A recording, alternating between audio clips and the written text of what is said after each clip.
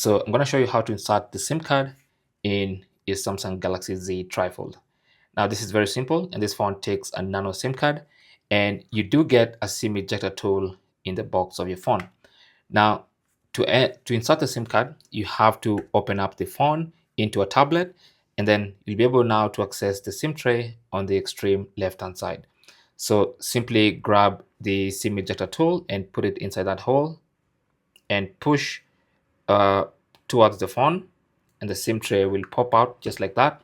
And then now you can grab it with the tips of your fingers and pull it out. Should be a simple process, no need to use excess force. It's just gonna come out nice and easy, and it's a long SIM tray, so be careful not to break it. Now once you do that, you now have a proper look at the SIM tray. Now the SIM tray is long, but you don't need, or you're not supposed to put anything here. You just place the SIM card right on the extreme end. So what you need to do is place the SIM card this way.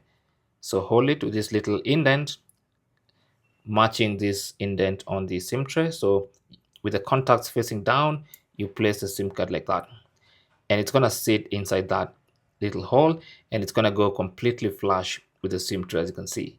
Okay, so nothing is sticking out. It's completely flush with the SIM tray, and now you're ready to pick up your phone and slide the SIM tray with the SIM card back into your phone. Again, there's no need to use excess force. It's just a simple push, and you can push it until it goes completely flush with the frame of the phone. It's as simple as that. Now, in a couple of moments, you will see the network bars appear. There you go. So the network bars, that's confirmation that we now have an active SIM card in the phone. Now, you can also confirm that by going to settings. Under settings, you want to go to connections and then go to SIM manager, and you can see we have our SIM card detected, our physical SIM card. Thanks for watching, and good luck.